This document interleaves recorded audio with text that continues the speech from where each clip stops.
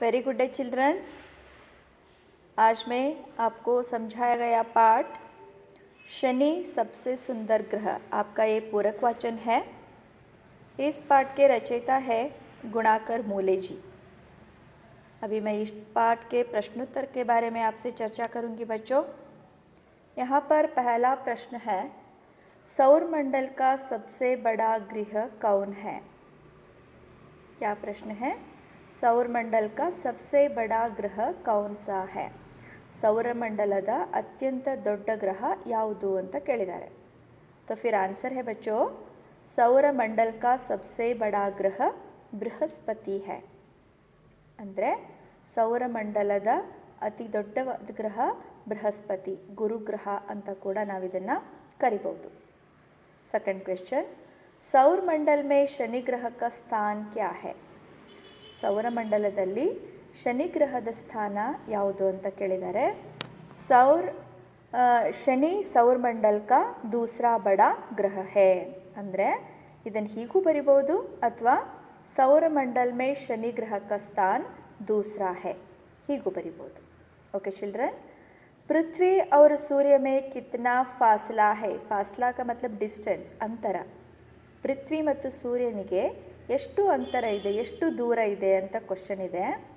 पृथ्वी और सूर्य में करीब 15 करोड़ किलोमीटर का फासला है। ಎಷ್ಟು?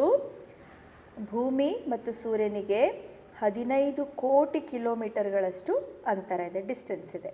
ಓಕೆ, शनि किसका पुत्र है? शनि महाराजा सूर्य के पुत्र है। शनैश्चर का अर्थ क्या है?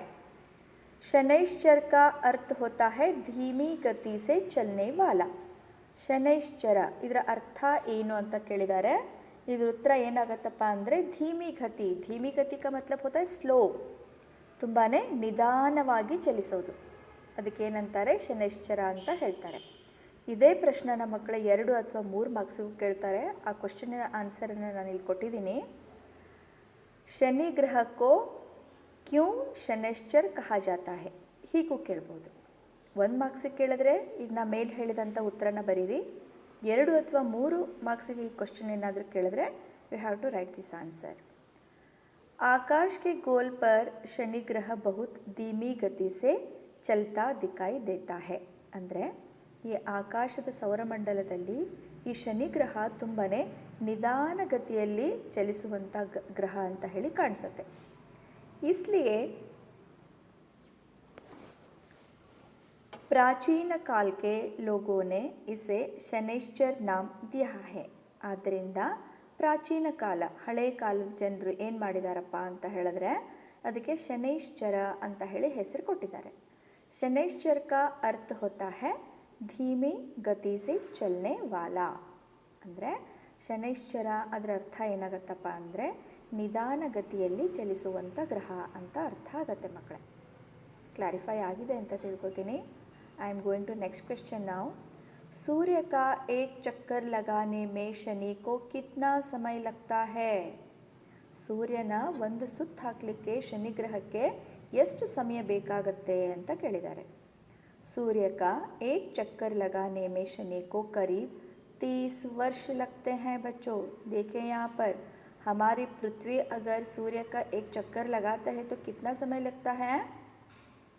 कितना?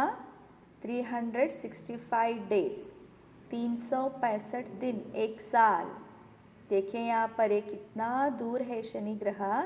सूर्य का एक चक्कर लगाने के लिए करीब 30 वर्ष, 30 ವರ್ಷಗಳು ಸೂರ್ಯನ ಒಂದು ಸುತ್ತು ಹಾಕಲಿಕ್ಕೆ ಬೇಕಾಗತ್ತೆ। याद रखिए बच्चों, ये बहुत इम्पोर्टेंट है। शनि को क्यों सुंदर ग्रह कहा जाता है? ಶನಿ ಗ್ರಹವನ್ನು ತುಂಬ ಸುಂದರವಾದ ಗ್ರಹ ಅಂತ ಹೇಳ್ತಾರೆ, ಯಾಕೆ? शनि को यदि दूरबीन से देखा जाए तो इस ग्रह के चारों ओर वलय दिखाई देते हैं। ಹೌದಾ? ದೂರಬೀನಿಂದ ನೋಡಿರ್ಬೋದು ಅಥವಾ ನೀವು ಸಿಕ್ಕಂಥ ಇಮೇಜ್ಗಳಲ್ಲಿ ನೋಡಿದಾಗ ಶನಿ ಗ್ರಹವನ್ನು ಯಾವ ರೀತಿ ನೋಡ್ತೀರಿ ನೀವು? ಅದರ ಸುತ್ತಲೂ ಒಂದು ವಲಯ ಇರೋದನ್ನು ಕಾಣ್ತೀರಿ। ಈಗ ಲಾಸ್ಟ್ ಮಂತೆ ಮಕ್ಕಳ ಇದೊಂದು ಒಳ್ಳೆಯ ಅಪಾರ್ಚುನಿಟಿ ಇತ್ತು, ಗುರುಗ್ರಹ ಶನಿಗ್ರಹ ಎರಡು ನಿಧಾನ ಹತ್ತಿರ ಬಂದಿದ್ದು ನೀವು ಅಕಸ್ಮಾತ್ ಏನಾದರೂ ದುರ್ಬಿನಲ್ಲಿ ನೋಡಿದ್ರೆ ನಾವು ಇಮೇಜಲ್ಲಿ ಯಾವ ರೀತಿ ನೋಡ್ತೀವಿ ಅಲ್ಲ, ಅದೇ ರೀತಿ ಶನಿಗ್ರಹ ಕಂಡಿತಿತ್ತು. ತುಂಬಾ ರೋಚಕವಾದಂಥ ಒಂದು ದೃಶ್ಯ ಆಗಿತ್ತು. ಪ್ರಕೃತಿ ನೇ ಶನಿ ಗ್ರಹಕ್ಕೆ ಗೋಲೆ ಮೇ ಖೂಬ್ಸೂರತ್ ಹಾರ್ ಡಾಲ್ ದಿಯಾ ಹೈ. ಈ ಪ್ರಕೃತಿ ಇದೆಯಲ್ಲ, ನೇಚರ್, ಅದು ಶನಿಗ್ರಹನ ಕೊರಳಿಗೆ ಒಂದು ಸುಂದರವಾದ ಹಾರ ಹಾಕಿದಂಗೆ ಆ ವಲಯದ ನಿರ್ಮಾಣ ಆಗಿದೆ. शनि के इन वलयों या कंकड़ों ने इस ग्रह को सौर मंडल का सबसे सुंदर एवं मनोहर ग्रह बनाया है. ಶನಿ ಗ್ರಹದ ಈ ಒಂದು ವಲಯ ಅಥವಾ ಕಂಕಣ ಅಂತ ನೀವು ಅದಕ್ಕೂ ಕರಿಬೋದು, ವೃತ್ತಾಕಾರಕ್ಕೆ ಕಂಕಣ ಅಂತ ಕರಿತೀವಿ, ಹೌದು ತಾನೆ.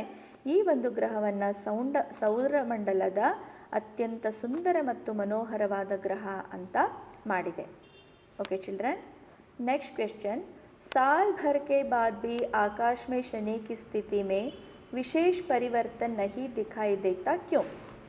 ಎಷ್ಟೋ ವರ್ಷಗಳಾದರೂ ಕೂಡ ಈ ಕ್ವಶನ್ ಹಿಂಗೂ ಕೇಳಿದ್ದಾರೆ. ಪುಸ್ತಕದಲ್ಲಿ ಈ ಪ್ರಶ್ನೆಗಳು ಕೆಲವೊಂದು ಇಲ್ಲ, ಅದನ್ನು ಎಕ್ಸಾಮಿಗೆ ಬರುವಂಥ ಕ್ವಶನ್ಸನ್ನು ನಾನು ಆಯ್ದುಬಿಟ್ಟು ಇಲ್ಲಿ ಹಾಕಿದ್ದೀನಿ. ಅದು ನೆನ್ಪಿಟ್ಕೊಳ್ರಿ, ಮತ್ತು ಎಲ್ಲದೂ ಇಂಪಾರ್ಟೆಂಟೇ.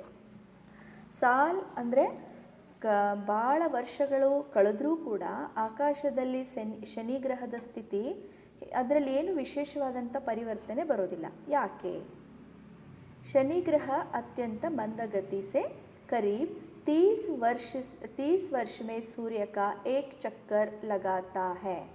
ಅಂದರೆ ಈ ಒಂದು ಶನಿ ಗ್ರಹ ಅತ್ಯಂತ ನಿಧಾನವಾಗಿ ಸೂರ್ಯನನ್ನು ಹೆಚ್ಚು ಕಡಿಮೆ 30 ವರ್ಷಗಳ ಕಾಲ ಒಂದು ರೌಂಡನ್ನು ಹಾಕತ್ತೆ, ಹೌದು ತಾನೆ. इसलिए साल भर के अंतर के बाद भी आकाश में शनि की स्थिति में कोई विशेष परिवर्तन नहीं दिखाई देता.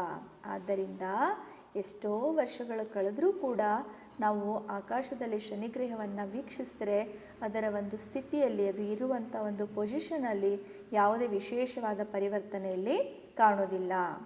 ಓಕೆ, ಗ್ರಹ एक राशि में करीब 2.5 साल तक रहता है बच्चों. देखिए यहाँ पर यह ग्रह, ಈ ಒಂದು ಗ್ರಹ ಇದೆಯಲ್ಲ, ಯಾವುದಾದ್ರೂ ರಾಶಿಯಲ್ಲಿ ಅದು ಇತ್ತು ಅಂದರೆ, ಹೋಯಿತು ಅಂದರೆ ಹೆಚ್ಚು ಕಡಿಮೆ 2.5 साल, ಮತ್ಲಬ್ ಕಿತ್ನಾ ಹೋತಾ ಹೈ 2.5 years, 2.5 ವರ್ಷಗಳ ಕಾಲ ಅದೇ ಗ್ರಹದಲ್ಲಿ ಇರುತ್ತೆ. ಯಾಕಂದರೆ ಇದು ತುಂಬಾ ನಿಧಾನವಾಗಿ ಚಲಿಸುವಂಥ ಗ್ರಹ.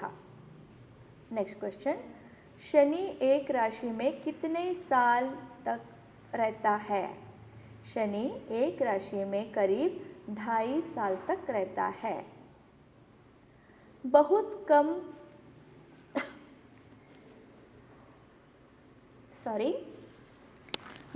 कम सूर्यताप किस ग्रह पर पड़ा है?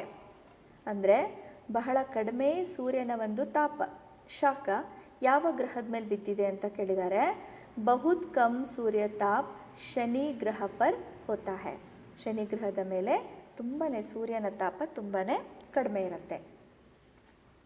ಶನಿ ಏಕ್ ಅತ್ಯಂತ ಟಂಡಾ ಗ್ರಹ ಹೈ ಕೈಸೆ? ಇದನ್ನು ಕೂಡ 3 ಮಾರ್ಕ್ಸ್ ಅಥವಾ 2 ಮಾರ್ಕ್ಸಿಗೆ ಕೇಳುವಂಥ ಪ್ರಶ್ನೆ ಮಕ್ಕಳೇ. ಪರ್ಫೆಕ್ಟ್ ಆಗ್ರಿ ಈ ಪ್ರಶ್ನೆನ. ಶನಿ ಅತ್ಯಂತವಾದಂಥ ಒಂದು ತಂಪಾದ ಗ್ರಹ ಅಂತ ಹೇಳ್ತಾರೆ, ಹೇಗೆ? ಶನಿ ಗ್ರಹ सूर्य से पृथ्वी की अपेक्षा करीब 10 गुना अधिक दूर है. ಅಂದರೆ ಶನಿ ಗ್ರಹ ಪೃಥ್ವಿಯಿಂದ ಸೂರ್ಯ ಎಷ್ಟು ದೂರ ಇದ್ದಾನಲ್ಲ, 15 ಕೋಟಿ, ಹೌದು ತಾನೆ ಹೇಳಿದ್ದಾರೆ. ಅದರ 10 ಪಟ್ಟು ಅಂದರೆ 150 ಕರೋಡ್ ಕಿಲೋಮೀಟರ್, 150 ಕೋಟಿ ಕಿಲೋಮೀಟರ್ಗಳಷ್ಟು ದೂರ ಈ ಶನಿ ಗ್ರಹ ಸೂರ್ಯನಿಂದ ಇರುವಂತಹದ್ದು, ಹೌದಾ. इसलिए बहुत कम सूर्यताप उस ग्रह पर पहुंचता है. ಆದ್ದರಿಂದ ಈ ಸೂರ್ಯನ ಒಂದು ಶಾಖ ತುಂಬಾ ಕಡಿಮೆಯಲ್ಲಿ ಬೀಳುತ್ತೆ. इसलिए शनि के वायुमंडल का तापमान